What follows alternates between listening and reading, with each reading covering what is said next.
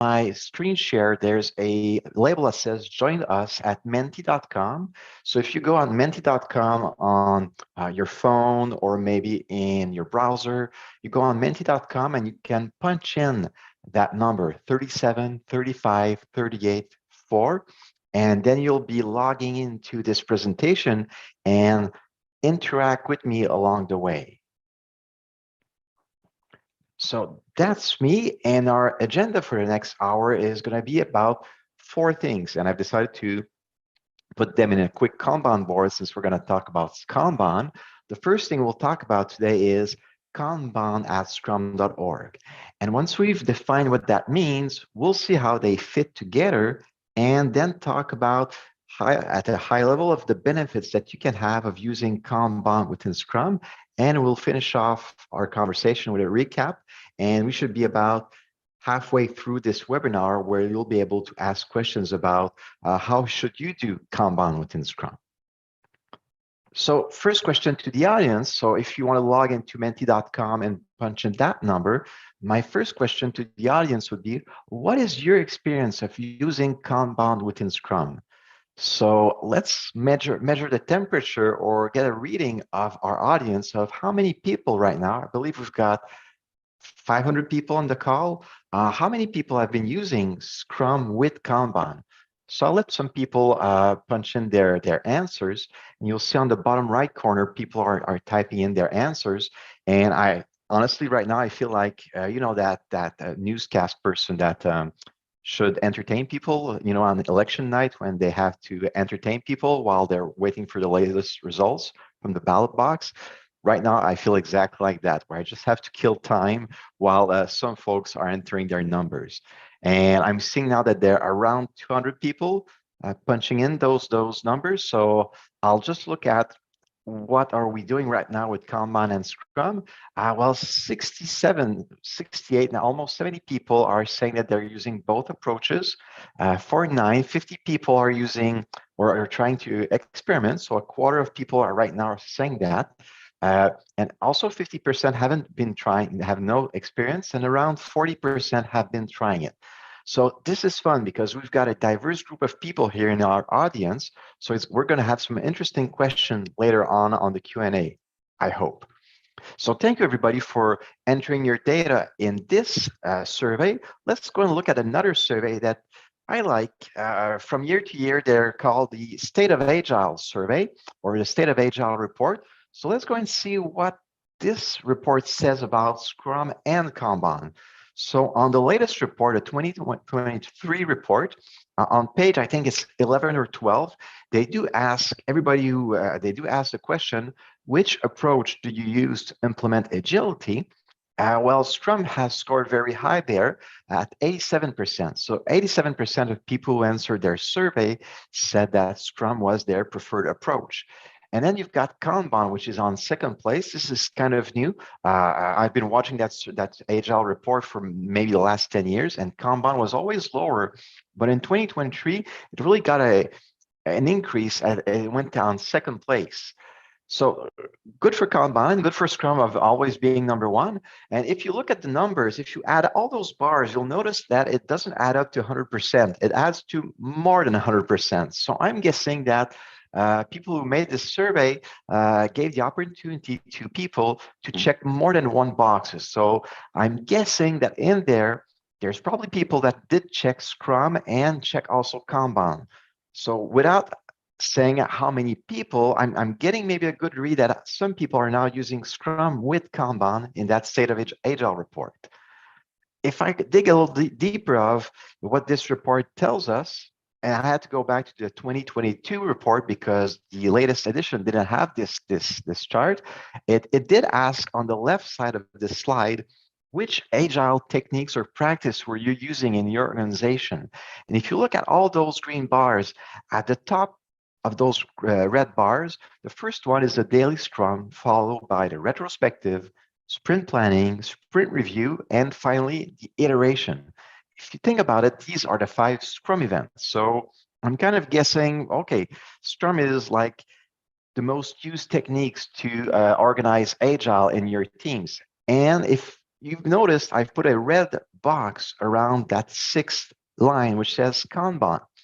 So interestingly, in that other survey, Scrum or the Scrum event seems to be really popular. And right after that, there's something called Kanban. Okay, so maybe another thing or another feeling that the Scrum with Kanban seems to be more and more popular.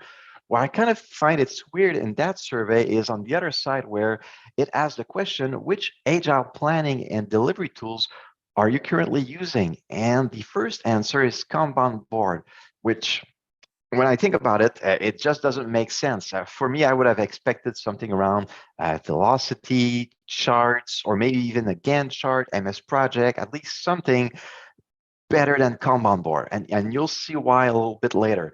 But so I find that maybe the industry is not mature enough when they answer that question, or maybe the survey isn't quite well built. But so we'll dig into that, why Kanban board for me kind of doesn't make sense for a planning and delivery tool. So let's go at a place where I like how Kanban was defined within Scrum, and it's called the Kanban Guide for Scrum Teams by Scrum.org. And what I like about this guide is it has been written and developed by folks at Scrum.org and Kanban expert Daniel Vacante and Yuval Uret, which I strongly suggest that you do check out their material. And as they've been building this, there are 4 parts that I love about this guide, and they help me formalize what does that mean using Kanban within Scrum. And then when I try to teach, explain, coach, mentor that to, let's say, agile teams or management, well, I've got now a good foundation and simple foundation of what that means of using Scrum with Kanban. And if you look at the page numbers in that guide, it has 9 pages.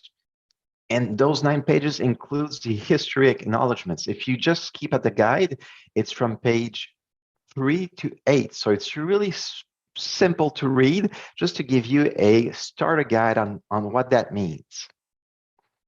So new question to the audience before we move on. For you, what is Kanban? Before we dig into the Kanban guide for Scrum team, what does that mean when you use Kanban? Is it a method? Is it a strategy? Is it a framework, a discipline? Or maybe you just don't know. You've been trying to do Kanban as the best as you could, but you don't really know what it is as a definition.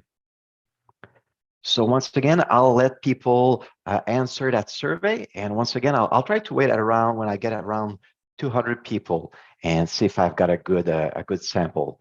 And right now, framework and method seems to be winning the race. And a lot of people are seeing Kanban as being a framework. Second place would be method, and strategy, discipline, and don't know are not really popular in that survey. So once again, audience, thank you so much for answering this question. It's also very, very good feedback for yourself, because now you know who's listening to this webinar and who thinks the same thing or not than you about Kanban. So let's go and look at page 3 or 4 of the Kanban guide for Scrum team. And what is Kanban exactly? Well, in the Kanban guide for Scrum team, Kanban is a strategy to optimize the flow of value through a process that uses visual work in progress limited pull system. I want to politely interrupt you, Louis-Philippe. We're getting a few questions for people who joined a little bit late on how to follow along in Mentee. Can you just repeat that really quickly for everyone, and then we can dive right back in? Sure. Thank you so much, Lindsay, for interrupting me. It makes total sense. So if you are just joining us, at the top of my screen share, there's a label that says join us at mentee.com, and it says use code 3735384. So if you've got a phone and you want to follow by on your phone, you've got a tablet, you can just go on mentee.com, and there's gonna be like a text field where you just punch in that number, and you'll jump right in at the same slide where I am. And when I've got quiz or polls or asking you for an answer, you'll be able to type in your answer, and that's going to give us a little bit more interaction. All right. Thank you, Lindsay. So moving on, what I like about this definition in the Kanban guide is that it's a strategy. Scrum is going to be our framework. And for the last 20 years, we've been using, I'm going to say, a traditional strategy or a traditional set of methods or conventional sets of methods or practices to have our work flow from a sprint planning all the way to an increment. Well, Kanban is just going to be another way to take those PBIs from a sprint planning all the way to the increment. It's going to be a strategy to pull that work from the planning part of Scrum all the way to being delivered in an increment. And how will we do that? Well, we'll want to have something visual. So imagine your sprint backlog being more visual. It's going to become a workflow. And we'll want to limit work in progress. And we'll see how that is meant as we go along. Second question for my audience, how many properties do we have on a Kanban goal, on a Kanban board? Is it 2 properties, 3, 4, or 5? So in the Kanban guide for Scrum team, if you have looked at it, how many properties are there that when you build a Kanban board or a Kanban workflow, how many properties should we strive to have? So once again, I'll let people punch in their answer. Now, 3 properties seems to be winning right now. And once again, I'll wait until I get around 200 answer and move along. And once again, for me, this was really helpful because when I start coaching teams as a Scrum Master or as a consultant, well, in the Kanban guide for Scrum teams, I have now more formal guidance of what it means to have a Kanban board and what should we start by applying, which property should we start using on that Kanban board to help us achieve flow, for example. So this is, for me, is something that I really liked. So we're now at more than 200 people answering, and unfortunately, everybody, it wasn't 3. There's actually 5 properties in the Kanban guide. So sorry, but you're not losing any points, or it's just, we're learning. This is a learning experiment. So we'll just see how many properties are used to visualize a Kanban board. The first one is going to be to define a point at which the work has started and a point at which it has stopped. The second one will be a definition of our work items. Work items, PBIs, these will be the same words for me. So what kind of items are flowing through our sprint backlog? Is it always user stories? Are bugs flowing? Are technical debts? So what are the type of items that we have that are flowing through our board? The third property is the defined stages or columns or state that we have in our board. The third one will be explicit policies on how the work should flow through our board. And finally, policies for limiting the work in progress. And I like how this is kind of large. It doesn't say have a WIP limit on each column. It's just policies to limit the work in progress. So you could have maybe just one policy for the entire board. That could also make sense. And finally, last question, and I'll let you go on the Kanban guide for Scrum teams after we'll move forward on the benefits. How many flow metrics are there in the Kanban guide for Scrum teams? Is it only 1 flow metric, 2, 3, 4, or 5 flow metrics? And while people are answering this question, what I like, if you sum it up, the Kanban guide for Scrum team basically has 3 pieces of information that I find very valuable.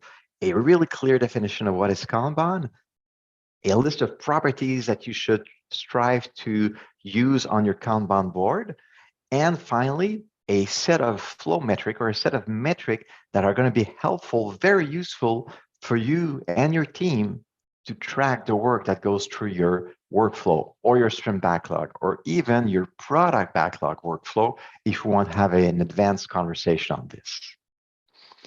So right now, the 3 metrics and 4 metrics are kind of struggling. Let's go and see what is our answer. And the answer was 4 flow metrics. There are 4 metrics when we are using Kanban within Scrum. The first one will be cycle time, which is the elapsed time from the time that a work item has started in your workflow all the way that has finished. The second one will be the age. So almost the same thing as cycle time. It's going to be the elapsed time from the time that the work item has started up until today. Our third flow metric will be throughput, the number of items being completed per unit of time. So this could be per day, per week, per sprint, or even maybe per month if you're starting to look at a Kanban board at the maybe epic level or portfolio level. And finally, the work in progress will be our fourth and last flow metric for using Kanban within Scrum. So this covers for me the Kanban guide for Scrum team at Scrum.org and how easy and simple information in there that you can use and start applying Kanban in your Scrum teams. Now, where are we on our agenda? Well, we're moving on the step of how do they fit together. So I've just introduced how Kanban within Scrum works. So how does that work more precisely? So if we take a step back and look at Scrum, it doesn't say really in those 20 pages how you should reach your sprint goal. I think one place in the sprint planning part, it does say that you could do work decomposition, but that's about the only sentence where it says that you could try decomposing your work. But beside that sentence, there's no clear and precise techniques or practices that tells you how you should take your PBIs, your product backlog items from the sprint backlog at the sprint planning and take them all the way to being delivered, done, and in the increment. And my take on this is that for the last 25 years, we've been using those kinds of agile practices. We've used story points, velocity, burn down charts, estimated time remaining, maybe asking the 3 questions at the daily Scrum. And these has been our conventional or traditional techniques and practices to make sure that the work flows through our sprint backlog all the way to being done, meeting our definition of done, and being delivered as an increment.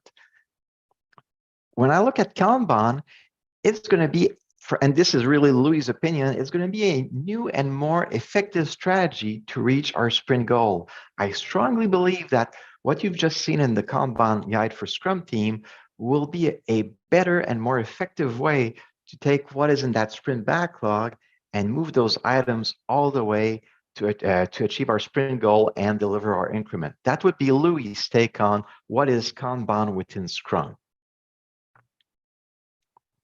And I'm going to even be a little bit cocky of saying, I find or I feel that in the next 20 years, this is going to become the new standard or traditional way of using or of pulling work and making it delivered inside of Scrum.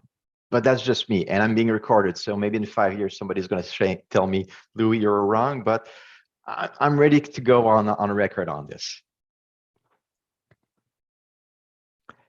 So this was how they fit together. What are the benefits now of using Scrum with Kanban?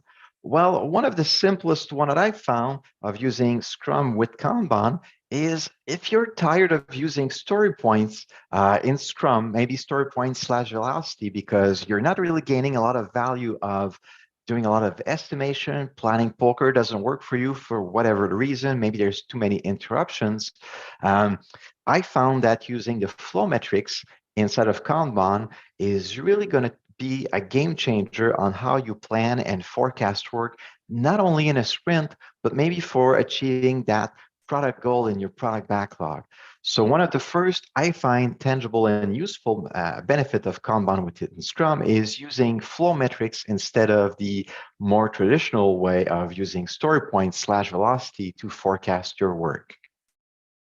Another benefit that I've used is to start visualizing your work in backlog. And when I say backlogs with an S, it means that I can transform my sprint and product backlogs as workflow. The Scrum Guide does say that the product backlog is an ordered list. I'd like to challenge that if you use Kanban within Scrum, it won't stay at a list. It will become a workflow with columns in there. And you'll start using the same properties that you've seen earlier in this talk, where we had 5 properties on the Kanban board, well, you could do the same thing on the product backlog. And once you have those properties, you could also use those flow metrics on your on your product backlog. So for me, visualizing work in backlogs is another benefit to get even more transparency and more information about your data in those workflow. Another benefit for me that I've seen of using Kanban within Scrum is the re-engagement with management. I found that using flow metrics within Scrum teams, it has changed my interaction with project managers or even management, because through the use of those metrics, I'm now talking in days or in forecast with dates. And I don't have to use story points anymore or velocity or averages. I'm giving them much more clear answers that I couldn't do when I was using our conventional techniques and practices. So for me, another benefit is I'm going to say even more credible or more important in the eyes of a project manager or management, because I bring them so much more data based on the historical data of their team, that it's easier to have much more good conversation, and conversations that will happen sooner also with those people. So for example, at the sprint review, I'll use, for example, the Monte Carlo simulation tool based on your team throughput to give better forecasting for delivery dates. So I'll be able to tell the PO or its stakeholders that this could not be delivered in maybe 2 months because for this and that reason. And I didn't have to do a lot of story pointings, because that Monte Carlo simulation is based on flow metrics, and it gives me that answer right away. So this is just one of the examples. Another one would be how, for example, the sprint retrospective could be based on flow metrics and much more rich in data information that you might not find right now if you're just using sprint retros, where you would ask what is going well, what is not going well, and what could be improved. I find that the use of flow metrics and all their charts and analytics in a retro could really, really increase the conversation and the value of the conversation in a sprint retro. I'm kind of stealing my own thunder, or telling you exactly what I was supposed to say in this slide. I was talking about how the sprint retro goes faster. The sprint review could have much more meaningful conversation. Another one could be the daily scrum, where instead of asking the 3 questions, we could ask or talk about the age of the PBIs that are currently in flight, that are flowing through our sprint backlog. Which one is the oldest? Does that make sense as the oldest? Could we maybe finish it right away if it's the oldest one? So I find that the daily scrum is really impacted positively by flow metrics. So, and the same thing could be said about the sprint planning by using throughput instead of story points / velocity. I found that in my experience, those meetings goes faster, and we save time on estimation, and that time is given back to our most important people, POs and developers. And finally, what I like about flow metrics in Kanban, it's, since we're talking about days, well, I'm not talking about point, so I'm talking the language of the customer. So I don't have to spend an hour with my PO of what is actually the point, it's only per team, blah, blah, blah. I'm talking with cycle time and age, these are in days, a language that the customer, or probably any customer, does understand. So we're already at the recap phase of my talk. And as I was saying at the beginning, I was trying to nail this in about 30 minutes, because I'm sure there's going to be tons of questions. So I wanted to open up half of this webinar for the rest of the audience. But I just want to do a quick recap for 5 minutes before we move on to the Q&A is, well, where are we going with the PSK and Scrum with Kanban? Well, everything kind of started in 2018 when the Professional Scrum with Kanban class was launched at Scrum.org. And since then, we had a couple of, I'm going to say, milestone or good points. The first one would be, well, Andy Hiles, another Scrum trainer, decided to publish a book in 2019 called Applying Scrum with Kanban, a pointless book. Took me about 2 years to not read the book, but understand that pointless book. I mean, it's a book that doesn't talk about story point. Yeah, it took me 2 years to get that one. But so we've got this book in 2019 that went out, quite popular book. After that, Scrum.org in 2022 decided to change their training material and mentioning that flow metric is one of the recommended approaches for forecasting. Who says flow metric says Kanban within Scrum. So now Scrum.org is saying in 2022 that that's one of the recommended approach for forecasting. And lately we had a book by Will Seeley and Daniel Vacanti in 2023, which is called Flow Metrics for Scrum Teams. What about that? That could be another book that you could pick up and read. So there's kind of a couple of really good content out there that is getting read and appreciated by people. So for me, it's telling me that something is happening. People are catching up or finding value in Kanban within Scrum. Whereas things are not working, well, let's see if I could maybe make a little prediction or maybe a call to action to everybody in the audience.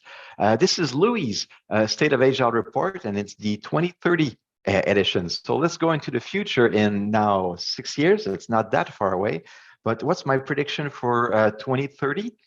Well, if you look at that survey that I was showing you at the beginning, I'm seeing that Kanban practice is not there anymore, and it's going to get replaced by more meaningful things, which are going to be called, for example, managing flow. That would be a new agile technique or practice to organize your work. Optimizing WIP and using the Kanban board would be new practices or techniques that I'd really like to see in there, and they could be an indicator that the community or the industries that are using Agile are using Kanban in their work organization. And on the right side, earlier I was saying it shouldn't be a Kanban board. I hope you now agree with me that Kanban board shouldn't be your best planning and delivering tool in there. For me, it should be something around flow metrics. Flow metrics should be, I would say, one of your best tool out there to plan and forecast your work. And something we haven't talked about would be the service level expectation, the SLE. So another hidden gem in the Kanban guide for Scrum team.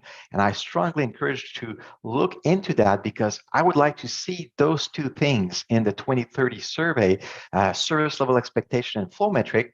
And hopefully, fingers crossed, I'd like to see something around probabilistic forecasting and Monte Carlo simulation. I strongly hope that in 2030, those blue boxes in there, those blue post-its, will be at the top of those tools to forecast and deliver and plan work in your Agile teams.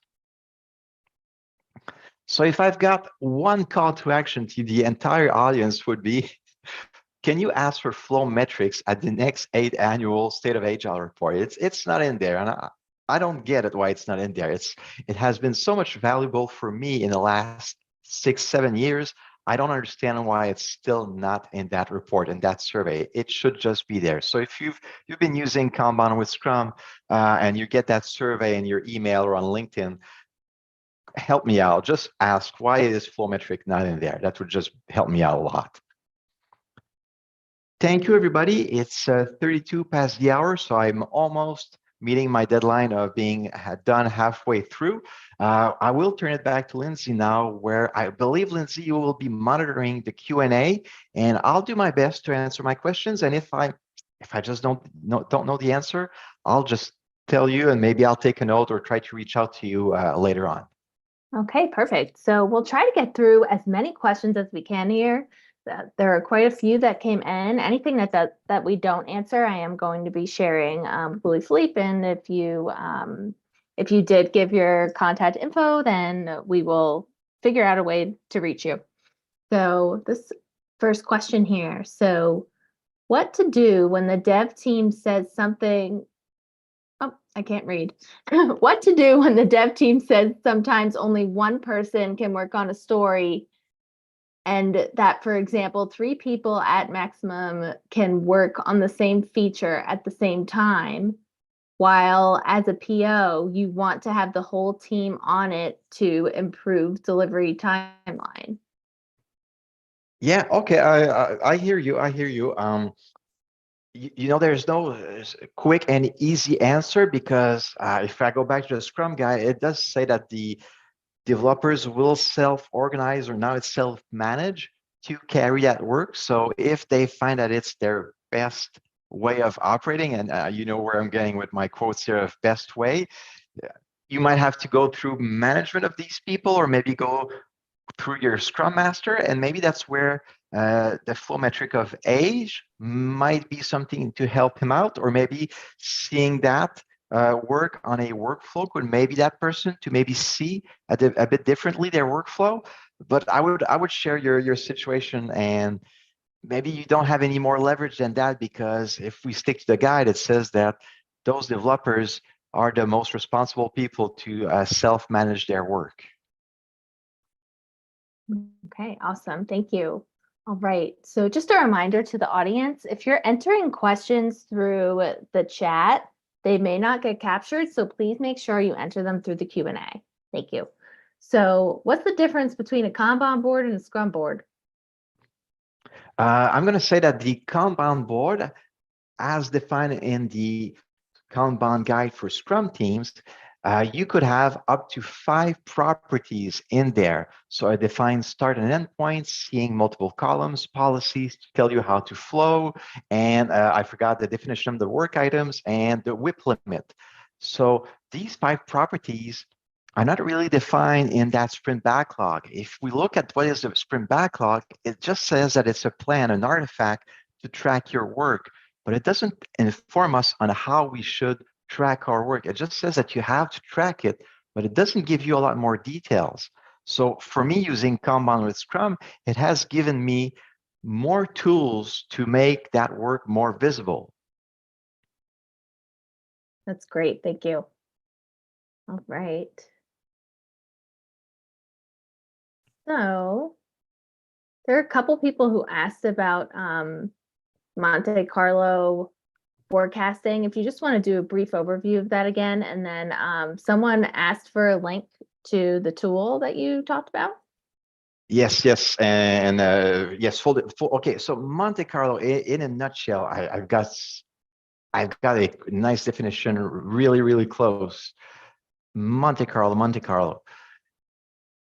It's simulations that use random sampling to produce hundreds of thousands of possible outcomes for the future, which are then aggregated together to give you potential delivery dates with confidence level of being delivered. So I'll try to nail it down a little bit more. Monte Carlo is a tool that uses your throughput, not velocity, really your throughput, so the number of items being completed per day or per week, and place those historical throughput in your team in the future. And there does a couple of things of percentile and things like that. And it will tell you, for example, that in the next 30 days, you can deliver 20 items or less with a confidence level of 95%. Or it was going to tell you in the next 30 days, you can deliver 10 items, but with a confidence level of, I'm going to say, 50%. So it gives you different possibilities of number of items being delivered or of delivery dates, and it helps you to have a conversation with your product owner or your stakeholders on when you believe you'll be done with a delivery, for example. If you want to know more, Pacemaker would be my app.pacemaker.ca. Pacemaker is PACEMKR.ca. I want to be trendy. I removed the some letters in Pacemaker. Awesome. Thank you. I hope that helps. So this question from Robin. So I'm going to put this in the chat so everybody can see it too, because it's kind of a long question. But if you don't use story points and use your historical data instead, like age and throughput, are you simply taking a new PBI and comparing it in a relative manner like you do with estimating with story points to like items that have been worked on in the past? If they give an example, if X took 5 days, then we can assume Y, which is similar, will also take 5 days? I hear you, Robin, and thank you for summing it up, Lindsay. It's almost that, Robin, in the sense that we'll take all those cycle times, so all the time required to complete your historical data, your historical PBIs, and we'll put them in a new chart called a cycle time scatter plot.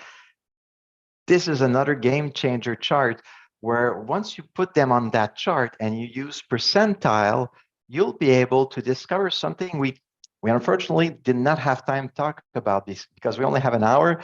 You'll discover your service level expectation, which is going to be your aspiration on delivering work based on your historical data. A quick example would be if you would plot that cycle time scatter plot, you might get something that says that in 85% of your historical PBIs, you were able to deliver them in 8 days or less. So if you would have a new PBI to deliver today, you start to work on it, you could look at your product owner and tell him, based on my historical data, we should deliver this in 8 days or less. And even before you ask this question, you should maybe talk with your developers of, can we do this in 8 days or less? And that would create a conversation of too big or yes, we can. So that would be the new way of articulating your refinement session with your team and expressing that delivery date to your customer through the cycle time and the service level expectation. I hope this helps, Robin. Awesome. Thank you. All right. We have a couple questions here about flow metrics. Can you provide some examples? Yes, sure. So flow metrics, let's talk about the age. I love talking about the work item age. First of all, in the product backlog, I don't know for you folks, but for me, when I meet a new customer or I meet a new team, their product backlog has a lot of old stuff. So really a quick win of using the flow metric of age would be to look at really old items in your product backlog and which one could we remove because they may be older than 6 months, a year, 2 years. So that could be a first and easy conversation. After that, at your daily scrum, if you don't know what to work on, maybe you could look at the work item age because maybe the oldest item should be worked on. If you look from a perspective of the customer, he might be impatient because he'd like to have that old item completed, finished, because it's been in that sprint backlog for way too long, for example. That's one example. Throughput will help you see if you've got I'm going to say stable throughput, but do you have a throughput that really goes up and down per week? Because if you've got a throughput that really goes from, let's say, 10 items delivered to another week that is 1 item delivered, if it goes up and down week after week, your team will not be as predictable as if you would be focusing on maybe having a throughput that is more stable, staying at around the same number of items being delivered every week. Once again, because it's going to help your Monte Carlo simulations give you better forecasting. So these would be 2 flow metrics, age and throughput, based on the 4 and how I would use them inside of Scrum. That's great. Thank you. And it seems like we need some clarification just in general on, using Kanban versus Scrum with Kanban and kind of defining Scrum with Kanban again. There's quite a few questions here in the panel that are just asking about what actually is Scrum with Kanban and what does that look like? So as I was saying earlier, Kanban is a strategy that will take your work from that sprint planning and bring it all the way to being done as your definition of done and being delivered in your increment. So what this means is, well, how much stuff can I take in my sprint planning? I'm going to look at my historical throughput, for example, to look at how much stuff, PBIs, I can take for the next 2 weeks. If my historical throughput says I can complete around 5 items per week, it might not make sense that I take 40 items at my sprint planning. My historical data says that I can only do about 10. So historical throughput will help you limit the number of things that you want to deliver for your sprint goal, for example. There's so much stuff I could say more, Lindsay. Yeah, let me know. Should I just continue on that, or we move to the next question? I think we can move on. There's just so many questions here. So that's because it's an unfinished conversation. I it love is this. it's a very unfinished conversation. So all right. So when using Kanban for both the sprint and product backlogs, do you typically separate those explicitly into two separate boards in a tool set like Jira, or do you use one board but with the different start and stop points for product and sprint backlog sections? I do three things. I have one board in Jira, which is my sprint board. And then I've got my columns for my sprint backlog, and I use that usually at sprint planning and daily Scrum. Then at refinement, I've got something else called the product backlog board in Jira. So I create a new board, but with the columns mostly used for refinement. And, when there's new items coming in by the product owner and we have to work on them, not work on them, but refine them, estimate on them, maybe do some technical review or preparing them. So this is going to be my board for product backlog. And I do a third one, which will be the whole set. Because sometimes as a Scrum Master, I want to look at the whole thing from product backlog idea all the way to being delivered done. So I now use three boards, and I got to tell you, people look at me in a weird way because it's just unconventional. But again, in 2030, that's going to be the norm. That's my guess. Awesome. Thank you.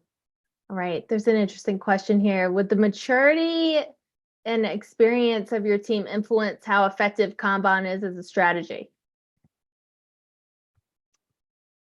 Short answer, no. Why? People still think that when we do Scrum or Agile, we have to do story points, velocity, those estimation techniques. So I think we're just at the beginning of that change, shift, evolution in our industries or of using Scrum. And even if it's been 6 years, I would not go back, even if it's difficult for me also. I'm the first one to say it's difficult because not a lot of people yet have heard this message. I don't want to stop because from people I've heard, they keep calling me back of saying, thank you. I did not realize it until I've been doing it. So for me, it's almost going back 20 years ago when I was one of the first in my market of doing Scrum and people were laughing at me. Now everybody does Scrum. My professional conviction is that we're going to do the same thing with Kanban within Scrum. In 20 years, developers, people will just go, yeah, we're talking about age, our daily. We'll use throughput to forecast our work. Everybody will know what Monte Carlo is. That would be my feeling in 20 years.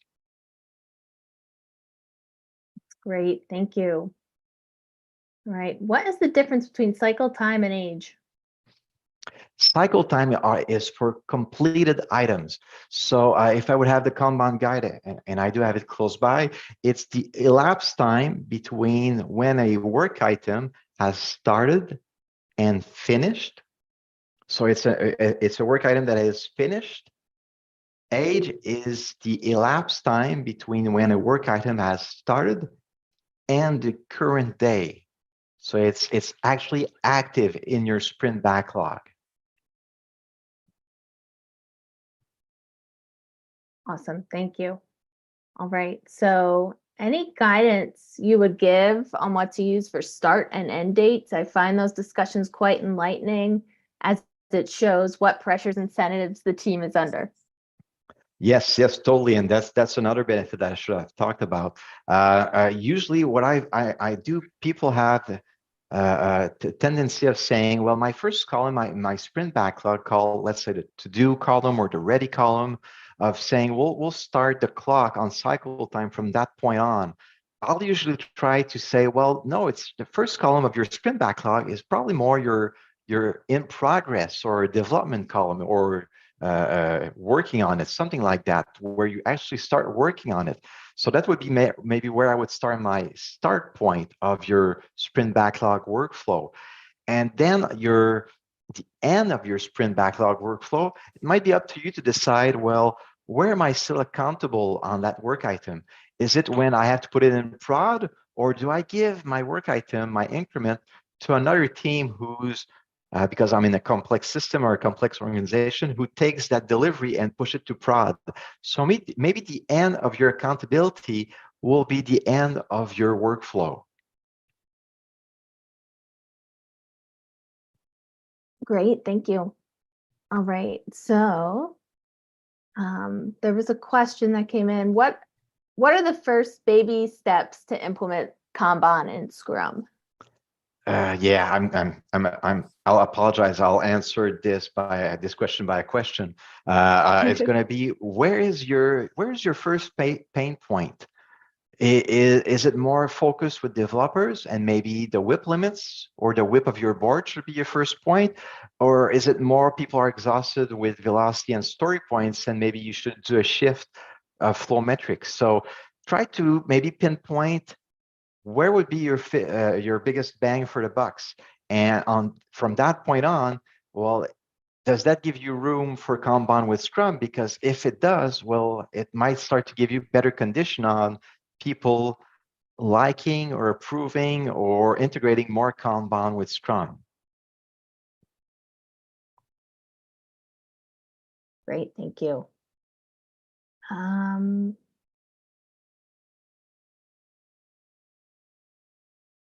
Let me see here. I'm like sorting through these questions. There's so many good ones. What are the most important differences and distinction between Scrum and Kanban? The first and foremost for me is Scrum is a framework. Kanban is a strategy. So Scrum doesn't tell you exactly with exact techniques and practices of how to pull stuff from your sprint backlog and move it into an increment. We've been doing it in some kind of ways in the last 20, 25 years. I'm going to call it a conventional or maybe traditional strategy of delivering work. I would say that Kanban is your strategy 2.0, if I could say this, of taking that work and making an increment and making a done increment. So Kanban strategy, Scrum framework. And if you get well versed with Kanban, well, you might start realizing, hey, this strategy could work with maybe other segment in my organization, maybe customer support, or maybe the flow of, let's say, a project portfolio. So if you go do a deep dive with Kanban, it might help you go elsewhere as a Scrum Master in your organization. Awesome, thank you. This next question here, I'm trying to go through these as quickly as possible because there's so many. So I'm not sure if I understand how you can get flow metrics if you're not using story points. Are you counting the items? Somebody asked that.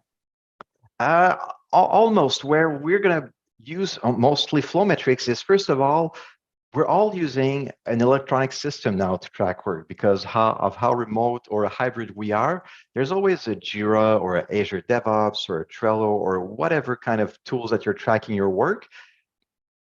Most of those systems always track when we're moving that ticket, that PBI from one column to the other. They're always recording somewhere in that system that date when items have been moving from one column to the other.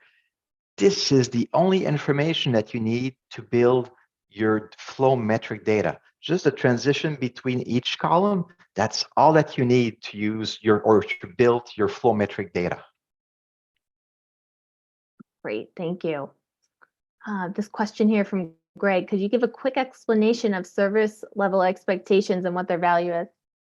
Yes, service level expectation is a aspiration or that we can forecast a PBI or work item with, darn, this is not the correct one. Hold on, I know where it is. It's because, yeah, I want to give the right definition or I'll be quoted that I didn't do the right one. I don't have it close by. It's in the Kanban guide, Greg. It's a forecast for a single item in the future, and that forecast has two components. One, a number of days, and two, a probability that will achieve or hit that number of days. For example, we could say that a service level expectation for our PBIs is 8 days or less, 85% of the time, meaning that when we start working on an item, we have 85% of confidence that we can deliver this PBI in 8 days or less. And then the magic happens that for each day that it's in your sprint backlog, for example, at the daily scrum, you could monitor that age. And if it goes older and older and it starts getting close to that SLE of 8 days, you might want to put more pressure or focus on that item of why it's not getting out in 8 days or less, because that was the expectation that you had given your customer, because that's the historical way that your team was working. That's great. Thank you. So Matthew had sent us something just to us in the chat here, and it's a really great thing that he mentioned. So he said, I think it's important to highlight it's not an either or proposition with Scrum and Kanban. They complement each other. Some teams might be best served by using both or only one. And I think that's something you can elaborate on a little bit more, Louis-Philippe. Yes, totally. And that might be a closing words on Yes. our hour together of, yes, it's not, maybe if we go back 10 years, it was one or the other. There was a lot of fighting from my perspective.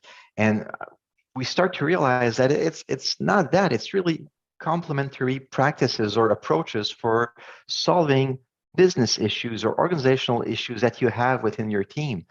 And I just find that this offering of Scrum with Kanban just levels up the game of everybody. Yes, definitely. So we do have 5 minutes left. So I think we could squeeze in one more question and then we will close. So can you give an example of a basic definition of workflow? Once again, it's in that Kanban guide.